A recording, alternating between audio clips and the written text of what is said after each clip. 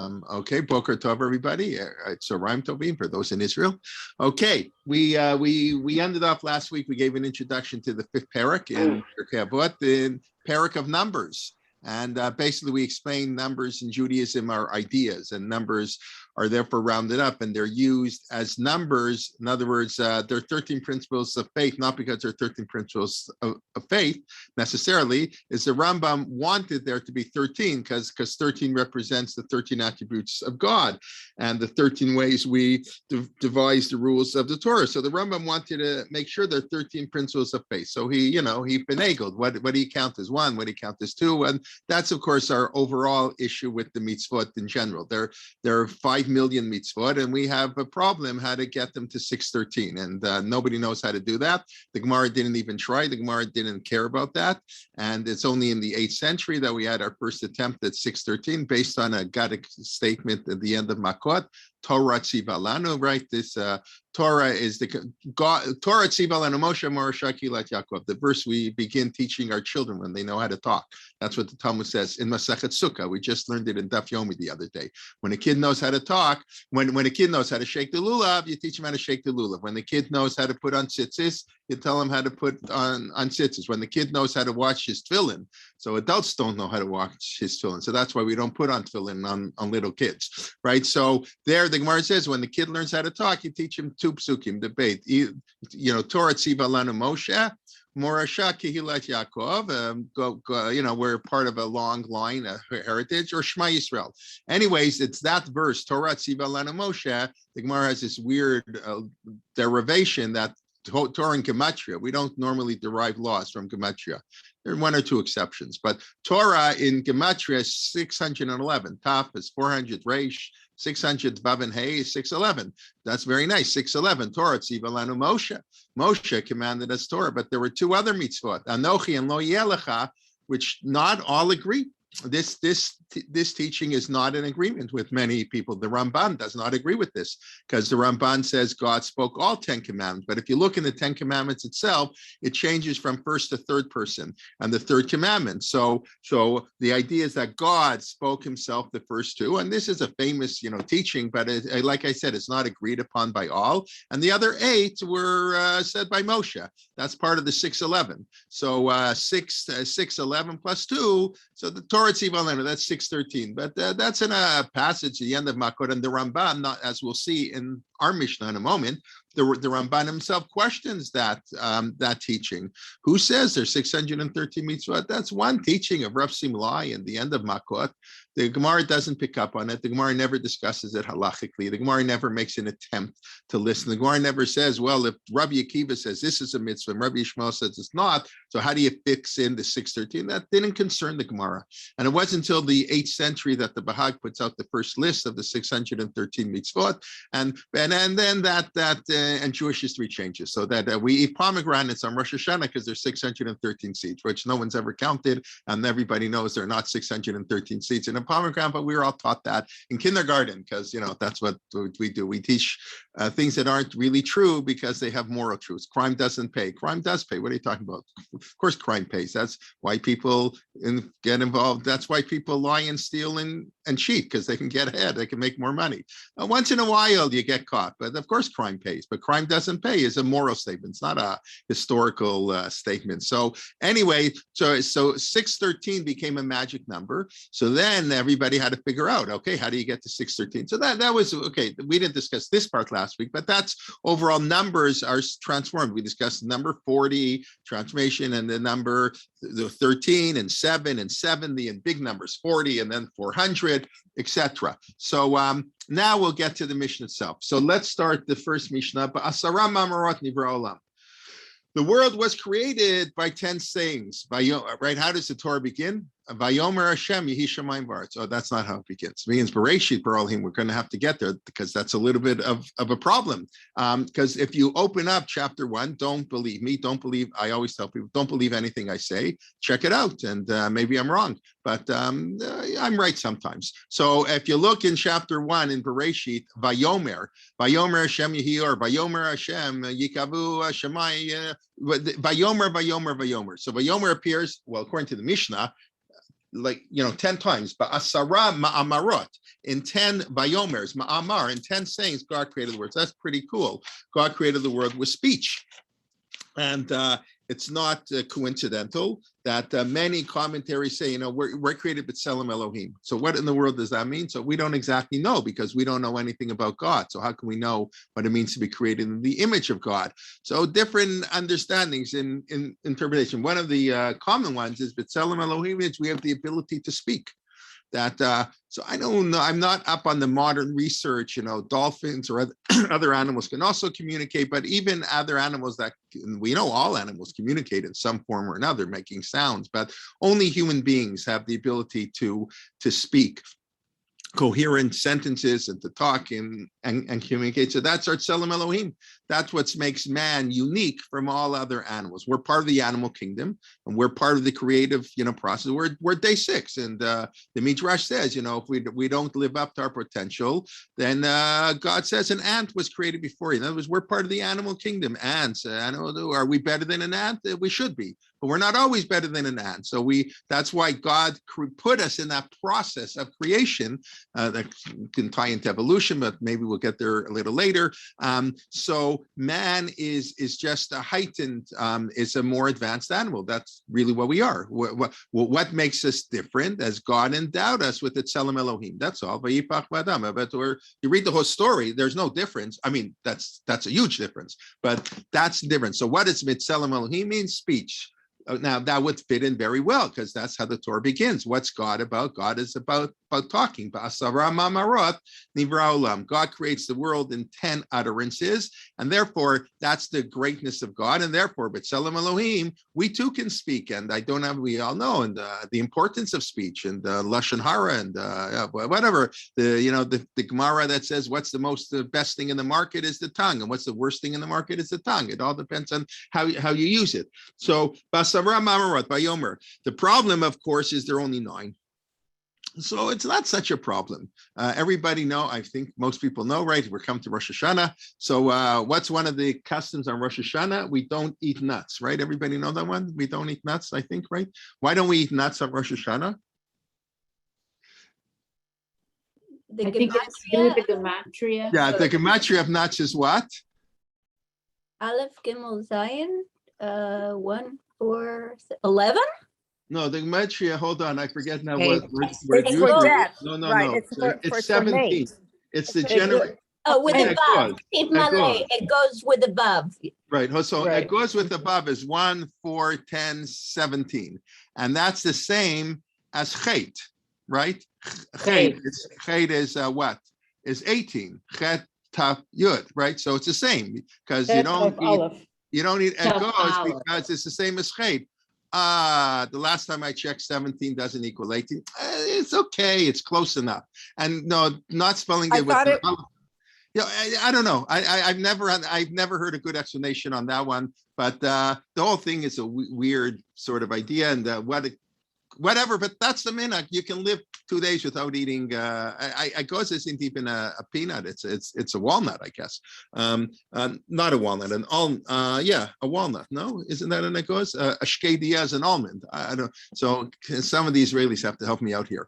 Anyway, so 9, 10. We discussed last week. We spent 15 minutes how numbers are rounded in the Torah. We didn't spend 40 years exactly in the desert, and the tribes didn't all end in the hundreds. So 9, 10. What's the big deal? We round it off, but that's not what the commentaries say. The commentaries say beautiful. It's a deep comment. Bereshit nami mamarhu.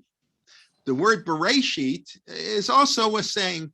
When God, Bereshit, in the beginning, God created. How did he create? By saying. Bereshit is also a mamar. It's a lot of a funny statement. That's Bereshit means in the beginning. And now our sages who counted up, the Mishnah says God created with 10 vayomer, but there are only 9 vayomer. Must be Bereshit and vayomer is the same thing. In the beginning, God created the heavens and the earth. So I think the way I understand it is basically actions speak louder than words. It's very nice, vayomer, but you got to do something with the vayomer. So the Torah begins with action. Bereshit bara. In the beginning, God created that. An action, and there was speech lead to action. I don't know, but otherwise, but that's hard to say. So sages say that maybe they're meaning Bereshit bara, the way he created the heaven and the earth. First of all, that verse is very hard to understand. What does it mean? In other words, is that the verse that tells us the first 6 days of creation and then the 6 days just fill it in the details? In other words, in the beginning, God created heaven and the earth. Well, then that comes later. How did God? First, he created light, and then he created the heavens, and he separated the heavens and the earth. That's day 2 and day 3. So what is Bereshit bara Elohim like an introduction, and then we go into the details? Or is it no, what exactly is that verse? But the whole thing is very difficult. Why Bereshit's mentioned in the Chumash is especially difficult. Why does the Torah tell us about all of creation? And this is basically, I think that's the way we should interpret, the way I interpret the question. In other words, who cares? Why does it?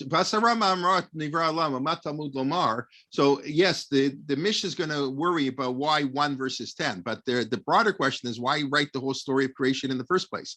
The Torah does a really lousy job. I mean, if you're a scientist, the Torah, if you're looking to understand creation scientifically, the Torah gets a failing grade. That's for sure, because that's not the purpose of the story. The story, that's the whole problem with science and creation. The whole question doesn't get off the ground. The Torah is not a science book. The Torah couldn't care less about this stuff. It's in other words, the Torah is not telling us how the world was created. The Torah is telling us a moral idea of creation, totally different from the historical. It doesn't have to be historically true. Who cares? Nobody was there. It makes no difference.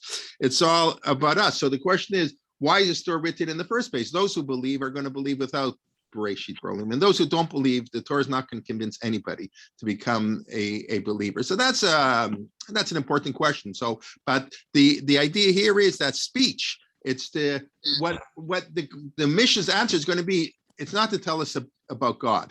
That's what I'm saying. The story of Bereshit is not to tell us that God created the world. I mean, I guess on a certain level, you read. I love this book. Leon Cass. I don't know if anybody's read the book. Here, I'll pull it out. Every year as we get to Bereshit, I try to. This is a fantastic book. I don't know. I think it's a fantastic book. Leon Cass is. I don't know how observant he is now. He writes at the beginning. He used to be like I don't know if he's an atheist, but totally non-observant Jew. And he was at a conference once. He's a professor. He's in his 80s now. He's very distinguished professor in many fields. He's a medical doctor with about 5 PhDs. He was on presidential commission. I believe he teaches University of Chicago. I've never met him. So he writes in his introduction, he was once at a conference and of his friend, I think it was Robert Alter, started telling him stories about, the understanding the Bible. And he found it fascinating. And he went on a lifelong journey and he studied the Bible. And it's really a fascinating book. And because he's not religious, although his perspective I find it refreshing. He writes at the beginning, nobody's going to like me. The atheists aren't going to like me, the non-believers, because I don't care about, if the Torah is source. He doesn't care about biblical criticism. That's of no interest to him. I'm going to study the Torah. I'm going to take the Torah at face value. If the Torah says something, it's meaningful, period. So the critics aren't going to like me. And the religious people aren't going to like me because I'm willing to, I don't accept every medrash that Chazal say about how great Avraham Avinu was. Maybe he made a mistake, but it's a fantastic book. Really fantastic book. But in his beginning, you have to read it to see if you agree with me. But he begins the majesty of that first verse. Bereshit bara Elohim. In other words, in that sense, it is about God. In other words, but wow, like the majestic idea. You have a narrator. I mean, we don't know who's speaking, right? Bereshit bara Elohim. There's some narrator, so to speak, is speaking Bereshit, and it's sort of a majestic introduction and the power of creation. And there's no humanity, if you want to read it that sense. But the way Rav Soloveitchik and the way it's generally, I understood it. It's not that isn't true, but it's a lesson for man. That man, it's the story of creation is written for man. That's what the Mishnah says. Why does so we got a Bereshit Vayomer speech. God begins the Torah with speech. That's how he creates. Speech has to lead to action. That's why there are 9 Vayomers and 1 Bereshit. So the Mishnah says that's very nice, but why does God have to go? Why do you need 6 days of creation? Or the Mishnah here is not concerned with 6 days of creation. It's going with 10 statements of God. What is it? God could have said, presto, create the world. It could have said Bereshit bara Elohim et hashamayim v'et haaretz. End of story. And the shamayim v'aretz and the aretz, the aretz means the fish and the animals and the humans and the shemaim, the heavens, the rains, the clouds, the stars, the sun, you don't have to go to day 4 for this. That's in Shemayim V'Aretz. You go about it with one mamar. Why do you need 10? Why do you need 10 stages? That's a very funny question. So the Mishnah gives a stranger answer. Ella liparei min harishaim. God could have created the world with one statement. Why did it say 10? Ella liparei, it's ordered to exact punishment for the wicked doers. They have to get punished because they're causing the world to be lost. They're destroying the world that was created with 10 sayings. In other words, somehow it's worse to destroy a world that was created with 10 sayings than to destroy words created with one saying. Why? Who cares? But that's what the Mishnah says. Because the world was created with 10 statements, they have to get punished 10 times as much. Ulitain sachar tov, let's tzadikim, but on the other hand, we give a tremendous reward to the righteous, that they keep the world going. The world that was created in 10 things. Wow. So they get 10 times the reward. So what does this mean? What does it mean? So you see already that the Mishnah is not concerned about God's creation. It's concerned about man. In other words, what does creation tell us about man? The 10 statements is not to tell us, wow, how great. It doesn't say to say how great God is, that he created, 10 times. Maybe, you can pull off a trick once, I say something and it comes true. I'm going to say whatever. I'm going to say who's going to win the hockey game. I don't know, or something more. But to do it 10 times, wow, that's more amazing. That's not what the Mishnah says. The Mishnah doesn't say anything about God. It's to tell us about the reward and punishment. That there are 10 statements tells us about reward and punishment. So why is that? So anybody have any ideas you want to throw in, something? Okay, I guess that means nobody. I just wanted to say that Leon Cass wrote a new book called on Shmot. He wrote a new book on Shmot, which I haven't seen yet. No, he wrote one also on reading Ruth. Okay, so you can send me, I assume it's on Amazon, something that I didn't know about. Yes, we recently published a few months ago, his book on Shmot came out. Yeah, you have to understand, he in University of Chicago, he describes what he did. He spent years analyzing Bereshit. I mean, he read it like such, every word, like Chazal, lahavdil. Yeah, but he was nervous. What is he? He doesn't, he's an Amaretz. And so he started teaching in small groups, and then, and he often quotes his students. He'll often in his footnotes in the book quote, "This insight was given to me by my student," and this one wrote his master's paper. And when they took my course, and then eventually he started teaching it. And he said he learned with his wife for years. Every day he would learn Chumash with his wife for years and years and years. And he really, it's really a beautiful, it's 600 pages, more than 600 pages. And the insights are quite amazing. He sees the book of Bereshit as a trajectory, as basically God. I mean, it's not God teaching man. Every generation, is sort of the evolution of the thought of man. Avraham had to learn this, and Yitzchak had to learn this lesson, Yaakov had to learn this, and then it took a long time, and God had to teach them through all the stories in Bereshit. But okay, that you'll read. But thank you. I didn't know he wrote a book on Ruth, and I haven't read his book on Shmot yet. Anyways, but back here. Also, Rabbi, sorry to interrupt. Yeah, no, it's not an interruption. I asked you to interrupt. Okay, great. Thank you. Yeah, also, if people want to hear or see Leon Cass directly, he is on YouTube. There are several YouTube. Okay, thank you. Yeah, okay. And he also was featured live at the Spanish-Portuguese synagogue with Rabbi Soloveitchik, and they seem to be very good friends. That would not be surprising. I mean, I don't know. I know David Silver, I think, had him at Drisha once. I think he spoke, and whatever. We didn't have him in Toronto in the days that we were having live speakers. But anyways, okay. But let's get back here and what's 10? Okay, 10, deliver with care and thought. Okay, good. Thank you. So 10 means that God put in more work, so to speak. Right? It's not about God, it's about man. The harder we work on something, the more something means, and therefore it's more painful, right? If you work really hard to build something and somebody destroys it, it's much more, or money, if you earn the money yourself and you lose it, it hurts. When your parents give you money, easy come, easy go, it's not a big deal. So, and on the one hand, it teaches that God really cares about the world. God built the world meticulously. He didn't just say, okay, world. No, 10 stages.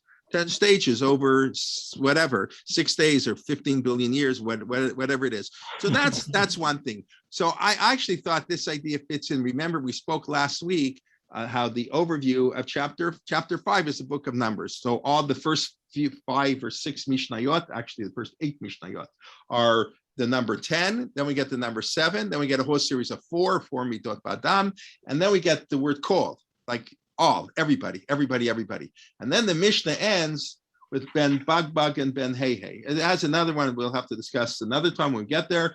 And how does the Perek end? I don't know what's doing here. Ben Hey, it's a very funny name. It's the only time it appears in the Mishnah, Ben Hey. Everybody knows Ben Bagbag and Ben Hey. Lepum Sara Agra. According to the effort is the reward. According to the pain, the effort, is the reward. So perhaps this is really the summary of the first Mishnah. It's not a number. Lepum Sara Agra. God had to work hard to create the world, and he had to. I mean, he didn't have to, but he did it in 10 stages to show man how, when somebody spends a long time building something, so that's Lepum Sara. So there's going to be great reward. There's going to be great reward for that. Now, I also think here, okay, we get rewarded for each stage we keep, and we get punished for each stage we destroy. But I also think if you want to, tie into, evolution and all that, what's more amazing? See, the Tiferet Yisrael says, what's the Mishnah's question? It says, it would be more impressive had God created the world. Bango. Can you imagine? I mean, I don't know who would have noticed, but presuming, if there were people there, like, you say, okay, world, you hit one button and the whole world comes into being. Dinosaurs and elephants and giraffes and humans, maybe not dinosaurs, I don't know, whatever. Okay, not at the same time as humans. So that's more powerful, how God created everything in one shot. That's what the Tiferet Yisrael. So the Mishnah says, if the Torah wants to tell us, or he doesn't exactly say, but I'm presuming if the Torah wants to tell us the greatness of God, which I guess the answer is it doesn't necessarily. So it's more impressive to say God created the world in one statement. So why does it say 10? So the answer is, you're right. From God's perspective, it's more impressive about God that he can do it at once. But the Torah is not written for God. Torah is written for man. And for man, it's important to learn that this 10-step process, and therefore each step, we had showed the meticulous and the care, and we have to be much concerned for the word. So that's an interesting idea that he's saying. Would it be more impressive?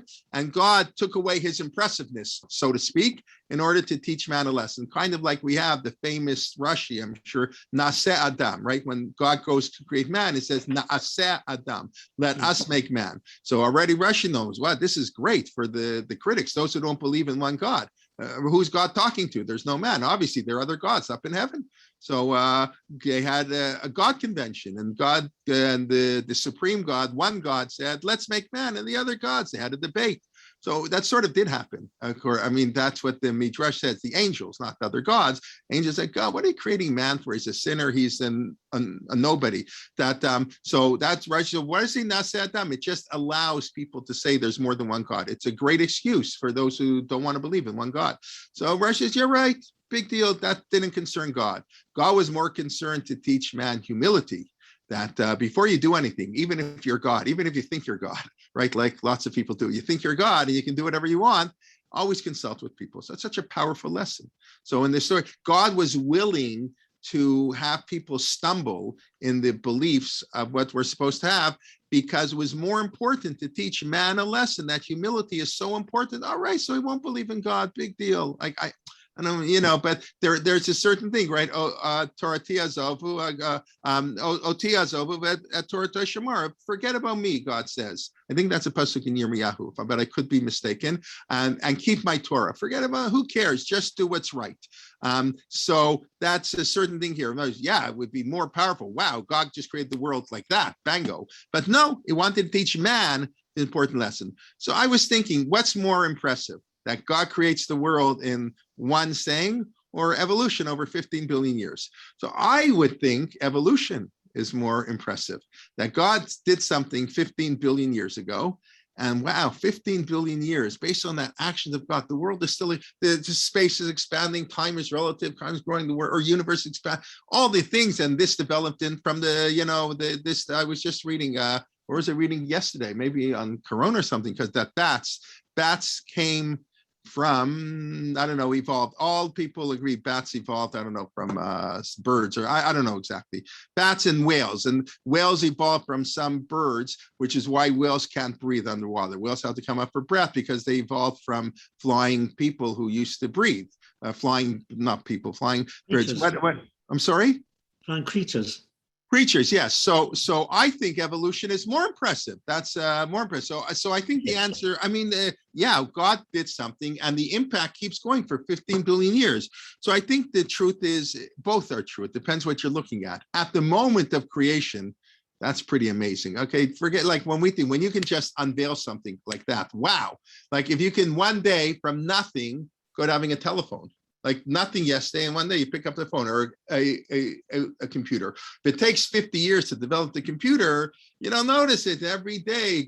Gradually, there are improvements, right? We don't look at the new technology because it's just the building on the old technology. So on the one hand, the wow factor I think is much greater if it's done at once. But but it's cool. It's more amazing to be able to do something that lasts longer. Anyways, that's just an interesting point. But I do think the Mishnah basically is saying that one can understand that I am assuming people here, and I of course accept the theory of evolution. I mean, that we don't have a problem. Science and Torah can be, they have to be reconciled. I've said many times it's impossible for there to be a contradiction between Torah and science. If you're a believing Jew, there are no contradictions between Torah and there are contradictions in the Torah, but there are no contradictions between Torah and science, because God is the creator of science and God is the creator. If you believe Bereshit Baruch but that's what the mission is all about. We believe God created the world, and if you believe God gave us a Torah, so it's the same God. They have to work together. They can't contradict. Sometimes we don't understand how they work together. Okay, Beseder, we don't have to understand it,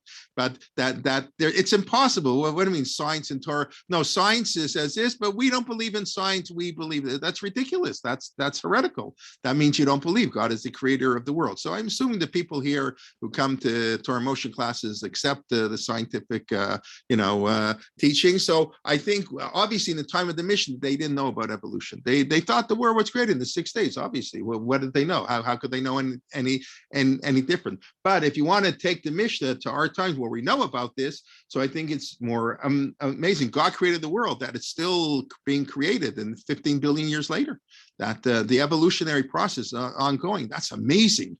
Wow. So you think you're going to get reward for keeping the 10 stages of creation. Now I know there are 15 billion stages of creation. There's even more reward. So I think this is one way just to use science to enhance our wonder and amazement of God. And I think that is more, amazing. Anyway, so that's why we have to, the world was created in 10 stages. And the Rambam, this is basically how the Rambam begins, second chapter in Study of Torah. The Rambam's first 4 chapters. The Rambam in his Mishnah Torah. So the Mishnah Torah is supposedly a halachic work. It is a halachic work, but of course, every halach, the Rav was very into this, that there is no such thing as philosophy as an independent field. That's a unique view, right?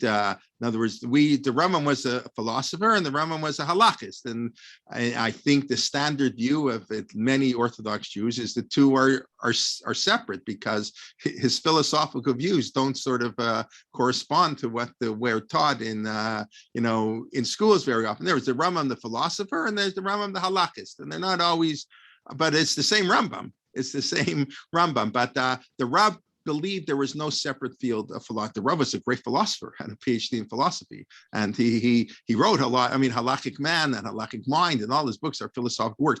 But that's it. His halachic book, his philosophical work is called Halachic Man. In other words, the philosophy of Judaism is expressed through halakha. That was what the Rav says. There's no such thing as independent philosophy divorced from halakha. He didn't accept that notion. Obviously, most non-Orthodox philosophers do, but the Rav's, and that's why his philosophical masterpiece, or one of them, is Halachic Man. It's a book on philosophy, but it's Halachic Man, because it's and he quotes in the first page all the famous philosophers. Like it's a description of his grandfather. his grandfather wouldn't have recognized one of those names. All the major philosophies of the modern period. I mean, he did his PhD on the philosophy of a neo-Kantian, the Hermann Cohen, the neo-Kantian philosophy. That was like something that was his PhD.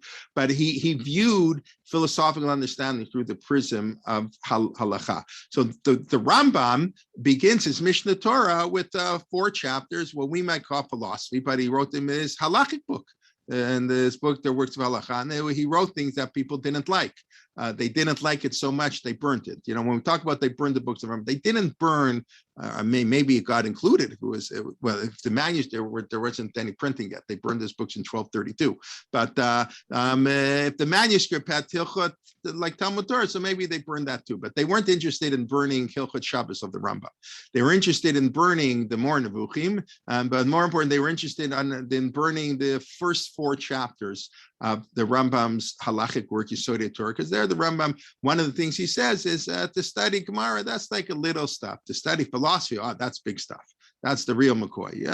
I mean, it's actually based on a Gemara. Maseh Bereshit, I think it's Maseh Bereshit or Maseh Merkava, I forget which one. It's important in theory, but not so much for us. To study the ways of God, that's Davar Gadol. Havayata, Abaye V'Rava, to study, Yesh Shalom Midat, Yesh Midat, all the arguments between Abaye V'Rava, that Davar Katan, that's like a small matter. You have to know the halacha, because God demands we should halacha, but a Jew should be engaged in philosophy all day, should be studying about God to know God. So the Rambam writes, how do we get to love God? The Rambam in Pirkei writes, how does a person come to love God? Here it says, this is the beginning of chapter 2. How do you love and fear God? When a person sits and he examines, he studies Hadam b'masav, the actions of God, uburav, his creation, haniflim, the wondrous creation of God, hagdolim, v'yiremehem chachmato. This is the wisdom of God and created the world. When you study physics and biology and chemistry and zoology and all the amazing sciences, you see this unbelievable creation. That's when we come to love and fear God. So the Rambam's incorporating, of course, a scientific endeavor within the mitzvah. It's not just stam because God created it. That's the mitzvah, to love God. If you love God, you study his creation. If you love Shakespeare, lahavdil, so you read everything Shakespeare wrote and you study every word in Shakespeare and you analyze it, right? If you love God, so you study what did God create. So he created a Torah, yeah, good, we study Torah, but the Torah is like one little book. Got a whole big world out there, so you got to study the world. Got to study how the world works. So that's how the Rambam, that's the Mamar. He didn't create the word Mamar. God created the word, many stages, many departments in the world. Okay, that's the Rambam. The Rav, of course, Rav Soloveitchik himself said that the story of Bereshit, why is it there? It's this week's parsha, actually. We should walk in the path of God, right? So we know that, and Rabbi Pearl spoke about that yesterday, the Yud Gimel Midot. And we emulate God through the 13 principles. God is merciful, we're merciful. God is kind, God is patient, as we'll see in one moment, the next Mishnah. But as the Rav said, the greatest thing about God is God is a creator. So God is a creator, man is a creator. That the story of Bereshit is again, it's for sure, that's obvious from the Mishnah. It's not about God, it's about man. But what does it teach us about man? So if God creates, man should create. And that's why, of course, the first mitzvah in the Torah is peruvu. It's not a coincidence. If the man, there's Bereshit bara Elohim at the Shemayim v'Haaretz. That's how God creates. And man creates peruvu mulo haaretz v'chibshuha. Go multiply and have kids and conquer the world. So that's how the Rav Soloveitchik explains this concept of Bereshit. Okay. Anyways, and one last sort of interesting point. I don't know what you want to make of it. It's just that Tiferet Yisrael points out, again, combining heaven and earth. In other words, everything about heaven is a lesson for earth. He says the world was created in Esar Marmarot. So that corresponds to, I don't know what this means, the Asara Sfirot, right? The 10 emanations in Kabbalistic notions, right? Eser Sfirot, God, right? The Kabbalah is concerned with the problem. How could an infinite God create a finite world? How is there room for anything else? God is infinity. God is everything. How is there room in the world for anything else? So God contracted himself, whatever that means. And God contracted himself, and then pieces of God went flying around the world. I think maybe the Kabbalists will say the way I'm explaining it is awful, but then these 10 emanations of God, this Esser Sfirot, and then the role of man is to repair God, right?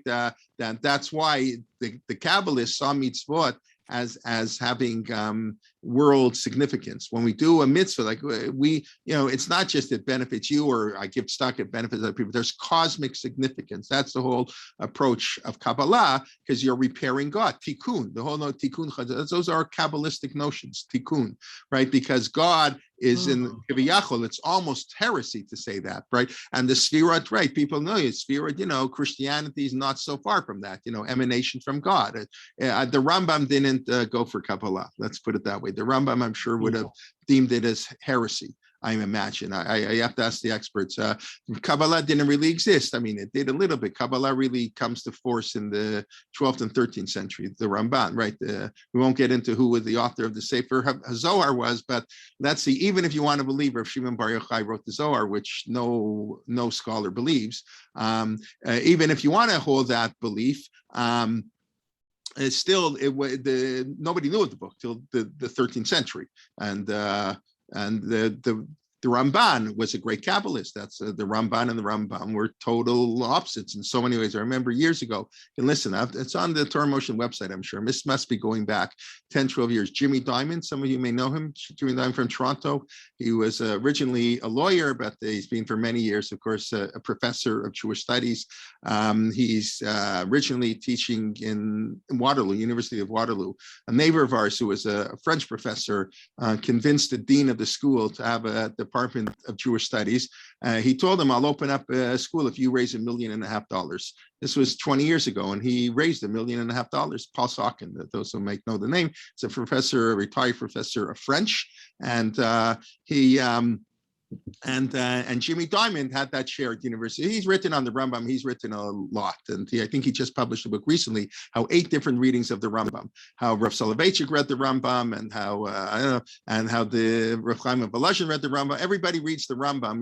Maimonides, Maimonides, your Maimonides, his Maimonides, because everybody sees the Rambam as a Reform Jew, he's a Haredi Jew, he's the Rambam would come back to life. What would he be like? So everybody claimed, because you can find everything in the Rambam. You can find quote unquote Reform, Orthodox, everything you want, the Rambam. So they wrote a book. I haven't read it. I can't read everything, whatever. But I know it's a book about how 8 people, I think 8 or 9 people, sort of use the Rambam to achieve philosophy. And of course, their idea, there's what the Rambam really says, and then there's how we understand the Rambam. But okay, whatever that may be. So he spoke for us years ago on Torah Motion. He said he's talking on the Ramban. This was live in Toronto. He gave a talk on the Ramban. And his talk was basically how in every area of Jewish life, the Rambam and the Ramban are the opposites. Like everything, every major question, what the Messianic era will look like, what's the nature of the Bible, what's the purpose of mitzvot, every key question in life, the Ramban and the Rambam were like polar opposites. And the Ramban, of course, had great respect for the Rambam. And the Ramban, we mentioned, was a great peacemaker. But the Ramban Nachmanides felt that the Rambam either overstepped the line of heresy or it came very close to the line of heresy a few times. Yeah, but the Ramban always tried to defend the Rambam because he knew his greatness. So for example, when the Ramban says, the Rambam was a great rationalist, the Ramban is a great mystic, right? So Kabbalists, right? Not half, but a lot. Al derech hasod. That's the part you skip in the Rambam. We get there, according to the secrets. I don't know what he's talking about. When the Rambam says, what do you mean 3 angels came to Abraham? Angels don't come to human being. What Yaakov? They're talking about. That was a dream. Abraham had a dream that 3 people came to him. So the Ramban that doesn't like that. You can imagine why they burned. When they burned the books of the Rambam, like people. But the Ramban very heavily criticizes the Rambam. But he's right. And he made a mistake. What do you want? It's okay. He didn't really like Yisila, and he's always the great peacemaker. I told you when the Bala Maor takes the rift to town, the Balam Reb Zerachia Halevi, Rabbi Adler mentioned him, yes, on his shiur on Tuesday. Reb Zerachia Halevi, the Balam, I mentioned him. He's the one who never wore tzitzis in his life because he felt he needed tchelet. But Rabbi Adler mentioned him because the Balam Mor, right? He's well known for the view that you have to say Malchiot Zichronot and Shofarot at Mariv, Shachrit, and Mincha. In other words, which makes a lot of sense. Or good Rabbi Adler spoke about that. You can listen if you weren't there, right? That his view, obviously, that's not our view. We only do it at Musaf, but the Balamor, and he writes in Provence where he lived. That's what they did. They used to say Malchut. It would make davening a lot longer. Mari, if you'd have to throw on Malchut Zichronot, then that, in other words, every Yontif, the Yontif of Pesach, you say, but Titain Lenim. So the Shmon Esrei, the Amidah of Yontif is of Rosh Hashanah, is Malchut Zichronot and Shavuot. But the Balamor, he was quite an interesting character, like many of our greats. That's what makes them great. Great people always think outside the box. They can't cook them in a cookie cutter. They always have interesting views. They're always a little bit, So the Balamor didn't like, he didn't, God forbid. He loved the Rif. The Rif was amazing, but he's not hesitant to criticize. The Rif was like the greatest. The Rif was the first person to Rav Yitzchak Alfazi, who lived in Fez. That's why it's called Alfazi. And he wrote the first sort of code. He condensed the Gemara to its legal code. He died in 1038, I believe. Rashi was born in 1040. I believe the Rif died, if I'm not mistaken, in 1038. And the Rif, and for many hundreds of years, instead of Daf Yomi, right, people didn't learn Gemara. They learned Rif. It was very common that who needs the back and forth for most people, that's too much. First of all, it was hard and it wasn't relevant. It had no practical relevance. So you learned the Rif. The Rif cut out all the debates in the Gemara. The Rif just gives you more or less the bottom line, but he follows the structure of the Gemara, not like the Rambam. He doesn't recodify the Gemara. He follows whatever in Brachot Shabbos. He just puts the Gemara in order, but he cuts out, it's halachic. So the Rif was studied for a long time as the Gemara. So he was the greatest. And the Balamor comes along and he attacks the Rif left and right. He made a mistake here. He misunderstood this. Of course, when you write about someone, even when you criticize and you write about them because you think they're great. You're not going to write a book critiquing the Rif unless you think the Rif is really good. So he wrote the Morah, Katan, the Morah, the Ramban, the Milchamas Hashem, the wars of God. The Ramban comes to the defense of the Rif against the Balamor. That was the Ramban's job. But Rambam saw himself as a great peacemaker. Whenever there were disputes, he tried to bring peace. That's great. That's not why. But Rav Aaron Lichtenstein, if you want to read before Rosh Hashanah, it's a great read. But Rav Chaim Sabato, if anybody's seen the book, it's in English now. Bivakshay Hashem, in what's it translated in English? He interviewed Rav Chaim Sabato was the Rosh Yeshiva in Malay Adumim. Him and Rav Nachum Rabanovich, he is a brilliant person, and Rav Chaim Sabato, and he went a number of years ago, and he went for 20 weeks in a row. And he interviewed Rav Lichtenstein for like 2 hours. And it's fascinating. He wrote up the book, Mivakshay Hashem, I think it's called in Hebrew, something like that. And it was translated to English. And one of the questions he asked Rav Aaron, I love it. The question I like that stuck in my mind the most is he asked him what he learned in Harvard. He spent 4 years in Harvard. What did he do in Harvard? So anybody know what Rav Aaron said in such a beautiful, catchy phrase? What did he learn at Harvard? So yes, he got a PhD on romantic literature in England, British romantic literature of the 18th century or something. Yeah, and he's expert in Milton. Okay, he learned a lot of that. But what did Rav Aaron really learn at Harvard? Anybody know? So he says in the book, he learned that life is complex. That's what he learned at Harvard. That life is complex. Such a beautiful idea. So anyway, so he asked Rav Aaron, if you're stuck on a desert island and can only take one book, what would you take? And you think the Rav Aaron Lichtenstein, the Brisker, and we would take the Rambam. No, he says the Ramban. He would take the Ramban with him. If he could only have one book, it's the book of the Ramban, because the Ramban was everything, a commentary by, and he was whatever. I just find that also fascinating. So if you're ever stuck on a desert island, make sure you have a copy of the Ramban with you. Always carry the Ramban with you. But anyway, so that's the Rambam. Getting back to our Mishnah, this is way afield from our Mishnah, but okay, it's almost Rosh Hashanah. The Rambam is saying that the way to love God is through the study of Torah, and the philosophy becomes such a way. That's not necessarily the way others understood it. The Rav who loved the Rambam, I'm not saying disagreeing necessarily. The Rav, of course, did believe in the study of all this, but the Rav saw it as a moral imperative that we have to imitate God, and the same way God is a great creator, we should be a great creator. But then there's the Asara Marot, and so the Rambam was into Kabbalah. Rambams, and the Rambam probably, I don't want to say for sure, I assume the Rambam would have considered much of it heretical. The Rambam, because the Rambam felt the Rambam didn't mince words, and he felt a lot of things were just beyond the pale. And right, I mean, obviously, if you believe God had a body, which people believe, you were outside the camp. You lost your share in the world to come. So it's an astounding Rambam. It's an astounding Rambam. I say a lot. You could be the greatest, most pious person in the world, a tremendous tzaddik, davin, every mitzvah like medaktek, every stringency in every mitzvah, the nicest person. But if you happen to believe that God had a body, like the simple psukim in the Torah imply, like other people did believe when the Rambam lived, Rambam says, too bad, sorry, you're out of here. You just lost your share in the world to come. Because the Rambam sees the world to come not as reward. The Rambam sees it as an intellectual, like the elite university for the intellectual elite. And in order to be intellectual elite, you have to have a proper understanding of God. And that means you have to understand the 13 principles of faith. Okay, that's for another time. Let's go. Let's see what we can do in Mishnah Beit. Asarat Dorot. Yes. Excuse me, I apologize. You kind of speak in like a whole long run-on sentence, so I haven't been able to ask my question. I'm sorry, you should interrupt me. You should tell me. I make pause and make sentence stops. Okay, I'm sorry. No, and I don't mean to disrespect you in any way. No, it's great.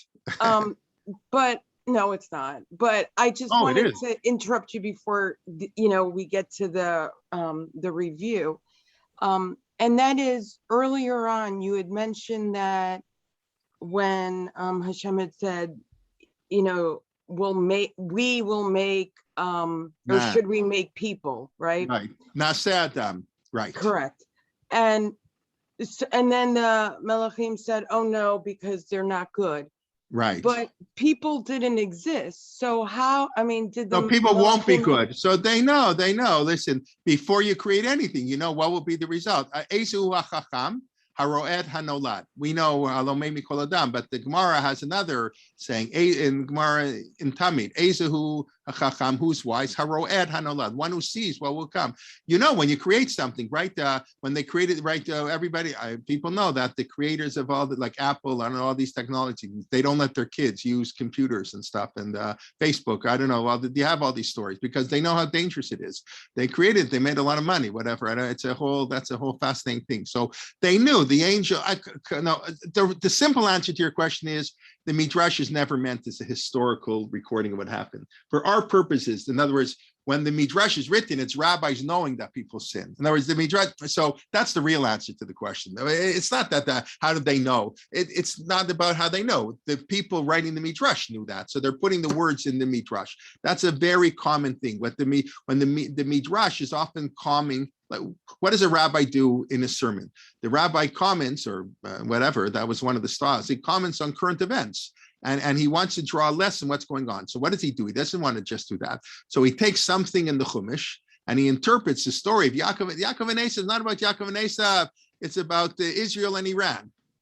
And Amalek is not about Amalek. Amalek is about Iraq and Afghanistan. On the Taliban. We won't go there. My gosh.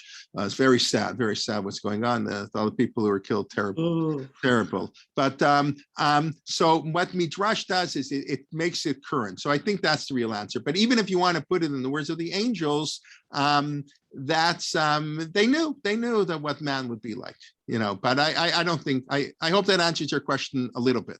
Well, I really am curious as to whether Malachim have Navua. I have no idea. I don't even know if they exist. I don't have a clue. All right. Okay. No, it's just an interesting. I don't know.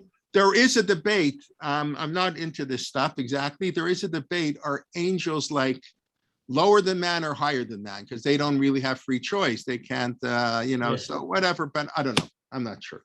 Yes, Okay. Question. Thank you. Yes, of course. Look, you said Rambam very tough on heresy. Sorry, you're outside the camp. But people were tough on the Rambam supposedly for heresy. Of course. So what was their complaint against him? He was a heretic. Just That was their basic complaint. The Rambam historicized the Torah. Korbanos were given because sacrifice, because man wasn't able to do it. His philosophical embrace of Aristotle. Oh, there's lots. That will have to leave for another time. But basically, they believed the Rambam was a heretic and he was dangerous to the Jewish people. He also was tremendous arrogance that he writes a code book without quoting any other opinions. And with the Shulchan Aruch, some say this, some say that. The Rambam wrote a code. Not only did he not quote any opinion, he didn't give you any sources. Who needs sources? I'm the source. The Rambam. It's my way or the highway. That's what and then he had the chutzpah to call his book the Mishnah Torah, the second Torah, and he writes why. Because the Rambam says you don't need any other books in your library. You need a Tanakh and you need the Mishnah Torah. Forget the Gemara. You don't. That's what he writes.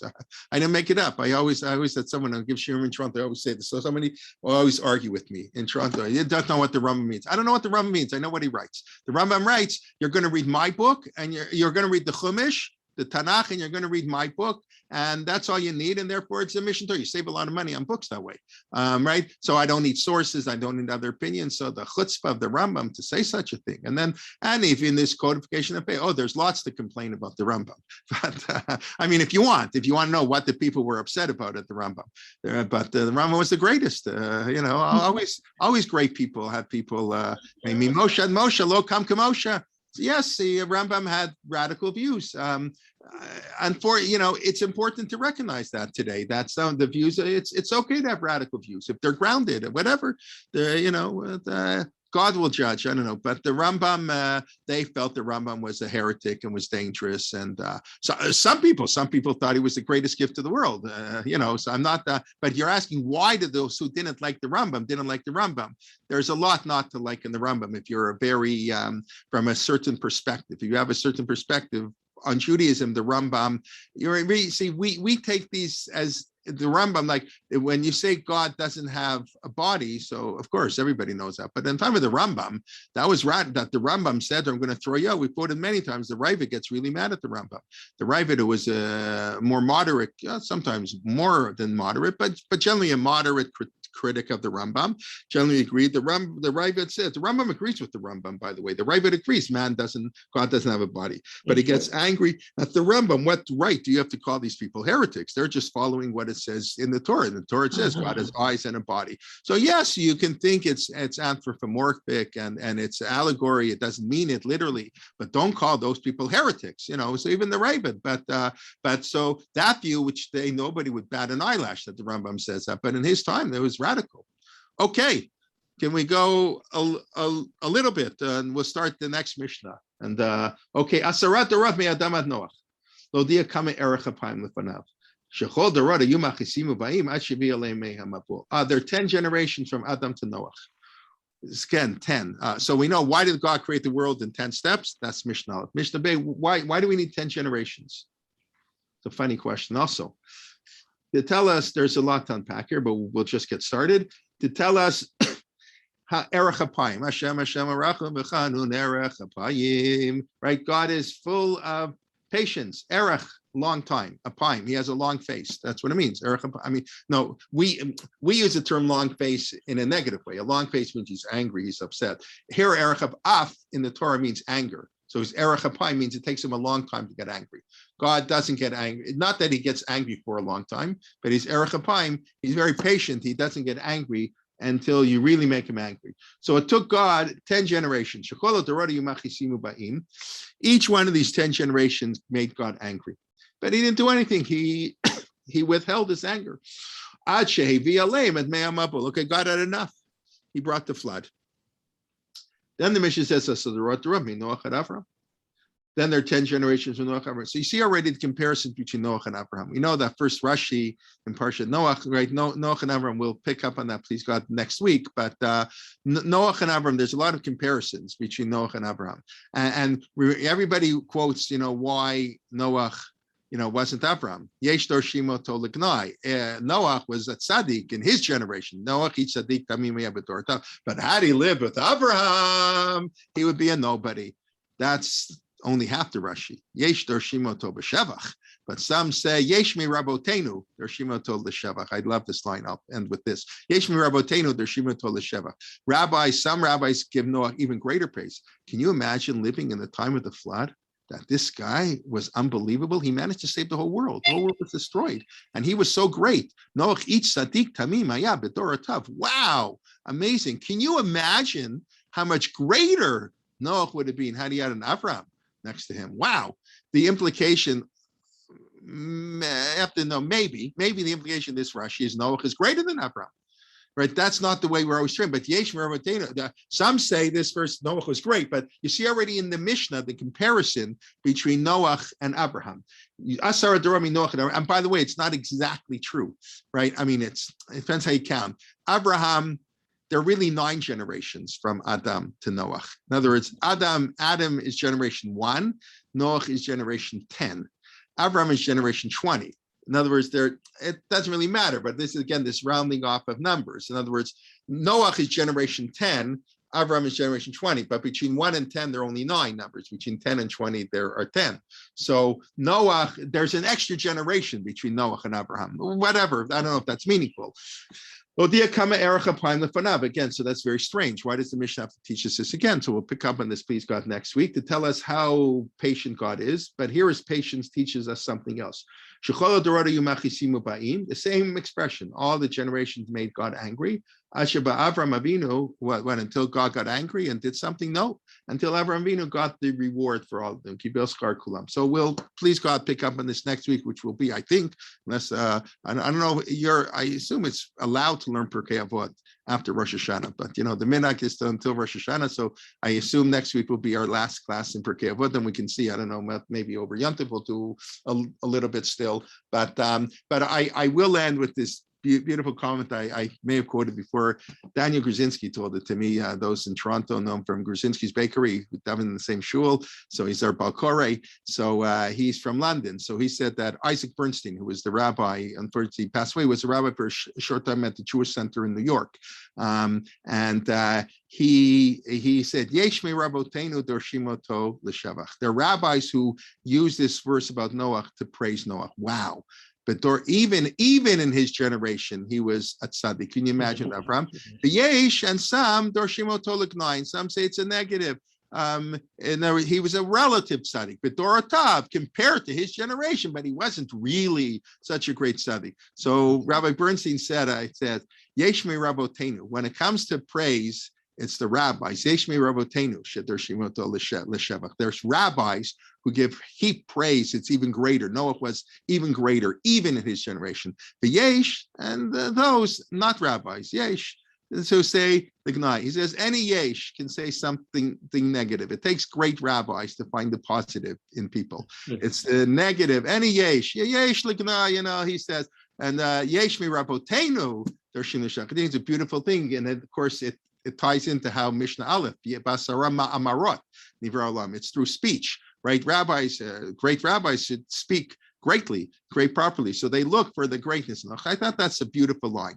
Anyways, we'll end with that. Let's just do a very quick review at 10:28. So we spoke about the 10 creations. What is the Mishnah saying? It's speech. They're 9 vayomers, right? The world is created in stages. We discussed what's the purpose of the world being created in stages, but Bereshit, action, Bereshit bara is also a stage. And is it greater that the world is created in one shot, or is it greater evolution? And I think both are true. Depends what perspective you are looking at it. It's the idea of working hard. That it's not stum. It has nothing to do about God. Who cares? The Mishnah couldn't care less. So we don't know. Nobody was there. Who cares how God created the world? But how God created the world has to teach us a lesson. The harder you work, the more it's meaningful. God worked hard. He did. He had to do 10 times. He had to work hard, and that means he cares about the world more. Lepun Sara Agra, right? We get greater reward how we do it. And then we discussed Bereshit and copying God. God is a creator. We are a creator. We discussed the Rambam. The study of creation is a way to come to Avot Shem Yirneh. We discussed a little bit of controversy of the Ramban, rationalism, etc. And then we just began with the generations of Noach and Avram. We'll have to pick up. In other words, why does the Torah, what is going on in the 10 generations or the genealogies at the end of Bereshit and at the end of Noach, those listing of boring details of who lived and how old they were when they had children, we'll pick up a little bit on next week. Okay, if anybody has any other questions, please interrupt me. And I apologize for any run on sentences. Anyways, one of the differences between how I give a shir online and how I give it, most of you have not heard me give a shir in person. It's a little bit of a different style, but I don't have my whole page of notes when I give them in person quite the same way. It's a little harder because the interaction is totally different. I mean, I'm sure everybody knows it's nice when I like when people interrupt and interact, and a lot of the speakers do, but it's very hard on Zoom. So it's a whole different, when you have the sort of the energy of the audience live, it's a different style of shir, but that's just doesn't really matter, doesn't impact on us, but please God, there should be lots of energy. We should have good energy. And okay, Sunday, Rabbi Liebtag is speaking at 11 as opposed to 11:15, and Rabbi Helfgott is not speaking because the YCT, Yom Yun, or maybe one of you should go, or all of you, whatever. But that's their annual Yom Yun. They're having Sunday, Monday. So Rabbi Liebtag is actually speaking there too after he speaks for us. That's at 11. And then all our shiurim next week, 2 on Monday, Tuesday, Wednesday, Thursday, all through the week.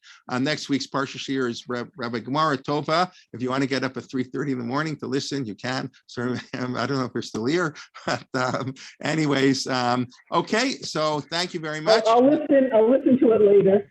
Yeah, I'm kidding. But Rabbi, of course, was now it's the Vice Prince Richard, was the Rosh Yeshiva at Or Chaim for 18 years. He's very good. It'll be his debut on Torah Motion on Zoom. So he'll be doing this year next Thursday night. But this Monday, Dr. Reinhold will be finishing off his series on the Rambam. Oh, I don't know, so I'm really on the Rambam, on Tshuva in general, the philosophy of Tshuva, and then Jen Raskis on Tshuva through Tanakh, and Rabbi Adler finishing the Rab's experiencing. That'll be on Tuesday. Okay, and just two things that haven't been really announced. One upcoming thing this Wednesday, Alex Israel, Rabbi Alex Israel, of course, will be giving a one-part lecture on what we should think about when the shofar. The Alman family is sponsoring that in memory of their son. That'll be this Wednesday at 1:15 Eastern, and then the Monday of Aseret Yemei Tshuva. Benaya Mitzner Yagid Shir Be'ivri to Lomed Be'Kol Eretz Chemda. It's a learning. We'll have a shir in Hebrew on how to do tshuva bein adam l'chavero. How do you approach your friend? Ask for Michael. I actually think it's an important topic. We should probably have the shir in English too. But anyways, that'll be the shir Monday of Aseret Yemei Tshuva. Instead of Dr. Reinhold's finishing, this Monday, and then that'll be in 2 Mondays. Okay, that's just to let you know coming up. Okay. Thank you very much.